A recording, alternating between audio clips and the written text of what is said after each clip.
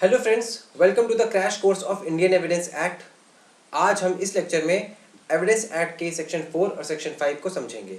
तो आइए शुरू करते हैं। अब सेक्शन 4 को पढ़ने से पहले हमको एक टर्म है उसका मतलब जान लेना बड़ा ज़रूरी है। वो टर्म क्या है? वो टर्म है प्रिजम्पशन। इसका मतलब क्या होता है ये जानना बड़ा ज़रूरी है। ये जो टर्म है ये हमारे एविडेंस एक्ट में कहीं भी डिफाइन नहीं हुआ है, लेकिन अगर इसको सिंपल भाषा में हम समझें तो a fact assumed to be true under the law is called a presumption. कोई भी फैक्ट जिसको हम अंडर लॉ ये मान लेते हैं कि ये सच है उसको क्या बोला जाता है? प्रिजम्पशन बोला जाता है।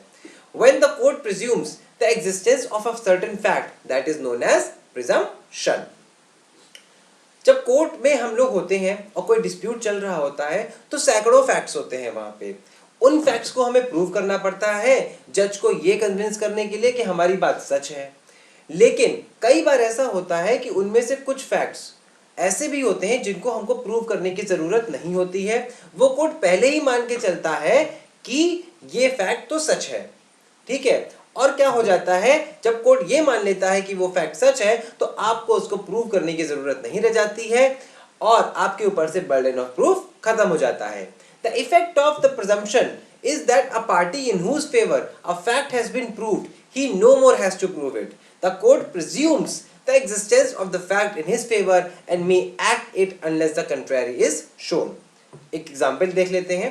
Section 118 of Negotiable Instrument Act of 1882 provides a number of presumptions about negotiable instrument। इसमें a number of presumptions जो है provided है negotiable instruments को लेकर। उनमें से एक क्या है कि every holder is presumed to be a holder for consideration। इस चीज का इफेक्ट क्या होता है? The effect is that consideration is presumed in his favor and he is relieved from the burden of proving the fact that he gave consideration। उसके favour में वो चूंकि प्रिजम्पशन लिया गया है इसीलिए उसको रिलीफ मिल जाती है उसको प्रूव करने में, ठीक है। अब उसको वो फैक्ट नहीं प्रूव करना है। तो ये क्या हुआ? ये हुआ प्रिजम्पशन। अब आगे चलते हैं, सेक्शन 4 को समझते हैं। सेक्शन 4 में तीन चीजें दी हुई हैं, तीन चीजें बताई गई हैं कि कोर्ट किसी फैक्ट को कब में प्रिज्यूम करेगा और उसका इफेक्ट क्या होगा। शैल प्रिज्यूम जब करता है तो उसका इफेक्ट क्या होगा, और जब कंक्लूसिव प्रूफ होता है, जब कंक्लूसिव प्रूफ होता है तो उसका इफेक्ट क्या होता है। तो जब मे प्रिज्यूम होता है, the court may presume a fact until and unless it is disproved। मतलब कोई भी एक फैक्ट है तो कोर्ट वहां पे उस सिचुएशन में जहां पे सेक्शन में लिखा होगा तो कोर्ट में प्रिज्यूम, तो उस सिचुएशन में क्या होता है, कोर्ट प्रिज्यूम भी कर सकता है या नहीं भी प्रिज्यूम कर सकता है। दोनों चीजें हो सकती हैं वहां पे। ये सच है ये भी मान के कोर्ट चल सकता है और ये झूठ है ये भी मान के कोर्ट चल सकता है। उस पर कोई बाध्यता नहीं है, कोर्ट इज नॉट बाउंड, ठीक है। और उसके पास ये भी लिबर्टी है कि वो आपसे प्रूफ मंगा ले उसका, ठीक है, आपसे उसका प्रूफ मंगा ले। लेकिन शैल प्रिज्यूम में क्या हो जाता है, कोर्ट बाध्य होता है कि वो उसकी सच्चाई को मान के चलेगा, कि ये मान के चलेगा कि ये जो फैक्ट है वो सच ही है। आपके पास यहाँ पे जो है ऑप्शन होता है कि आप उसको डिस्प्रूव कर दो। शैल प्रिज्यूम में आपके पास ऑप्शन होता है कि आप उसे डिस्प्रूव कर दो, ठीक है। लेकिन कोर्ट पहले से मान के चलेगा कि ये सच है। The court shell presume a fact until and unless it is disproved। लेकिन जब कंक्लूसिव प्रूफ होता है, whenever a fact is a conclusive proof, ठीक है, तो यहां पे कोर्ट जो है वो आपको उसके अगेंस्ट एविडेंस देने की भी अनुमति नहीं देता है, ठीक है। क्या हो जाता है, the court shall not allow evidence to be given for the purpose of disproving that fact. तो मे प्रिज्यूम में क्या होता है, कोर्ट के पास डिस्क्रिप्शन होता है कि वो सच मान भी सकता है उस फैक्ट को, सच ना भी माने। शैल प्रिज्यूम में वो सच मान के ही चलेगा, प्रिजम्पशन यही रहेगा कि ये जो फैक्ट है वो सच है। अब आपको अगर डिस्प्रूव करना है तो आप उसे रिबट कर सकते हो एविडेंस देके। लेकिन अगर कोई भी फैक्ट कंक्लूसिव प्रूफ है किसी दूसरे फैक्ट का तो आप जो है वहां पे उसको डिस्प्रूव नहीं कर सकते। कोर्ट आपको नहीं अलाउ करेगा उसको डिस्प्रूव करने के लिए।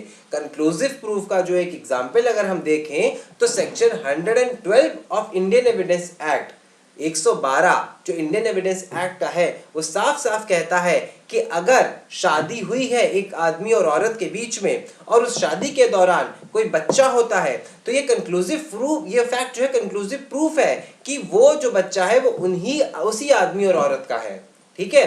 और अगर शादी के डिसॉल्व होने के 280 दिन में वो बच्चा होता है तो भी वो कंक्लूसिव प्रूफ है कि वो उसी औरत और आदमी का वो बच्चा है।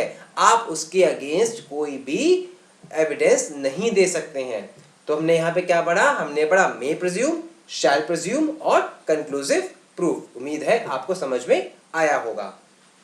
आगे बढ़ते हैं सेक्शन 5। अब सेक्शन 5 जो है वो चैप्टर 2 में आता है हमारा, ऑफ रेलेवेंसी ऑफ फैक्ट्स। यहां से क्या हो जाता है, इस चैप्टर में क्या है, वो सारे फैक्ट्स दिए हुए हैं जो कि रेलेवेंट हो सकते हैं, जो कि रेलेवेंट हो सकते हैं। तो सेक्शन 5 है, वो सेक्शन 5 क्या करता है, एक तरीके से एक गाइडलाइन बता देता है, एक गाइडलाइन बता देता है कि कौन कौन से फैक्ट्स के लिए एविडेंस दिया जाएगा। तो evidence may be given of only facts in issue and relevant facts। Section 5 ये साफ साफ कह देता है कि एविडेंस केवल उन्हीं फैक्ट्स का दिया जाएगा जो कि फैक्ट इन इशू होंगे या फिर वो रेलेवेंट फैक्ट होंगे। रेलेवेंट फैक्ट कौन से फैक्ट होंगे, जो कि अभी सेक्शन 6 से लेकर 55 में हम आगे डिस्कस करेंगे। तो this section expressly mentions that evidence can only be given for the existence or non-existence of fact in issue or any other fact as are such included within the provisions of section 6 to 55 of Indian Evidence Act. Therefore, this section in a way excludes every other facts which is not declared relevant under any of the sections from 6 to 55। मतलब ये क्या कर रहा है section, एक तरीके से उन सारे फैक्ट्स को हटा रहा है जो कि 6 और 65 में इंक्लूडेड नहीं है। समझ में आई बात?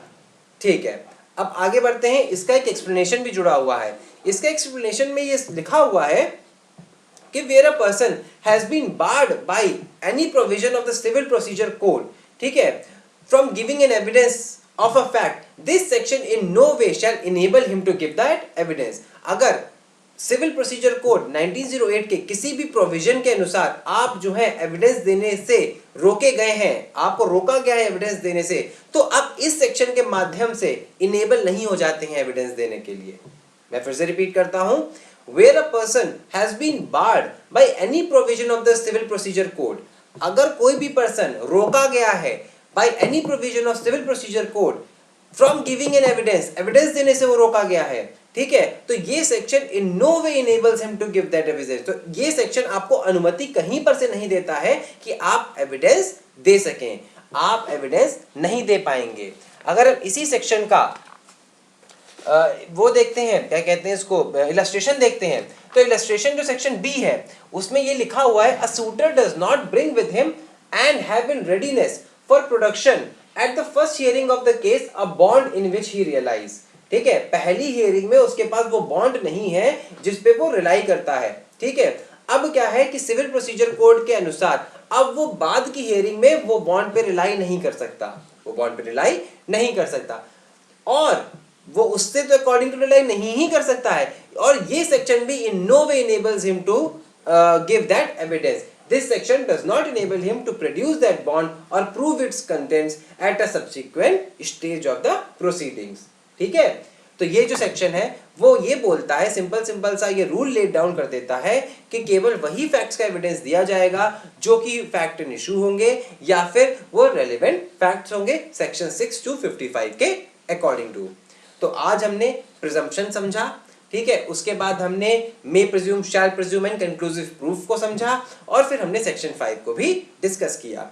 अब अगले लेक्चर में हम सेक्शन 6 डिस्कस करेंगे। तब तक के लिए thank you and happy learning।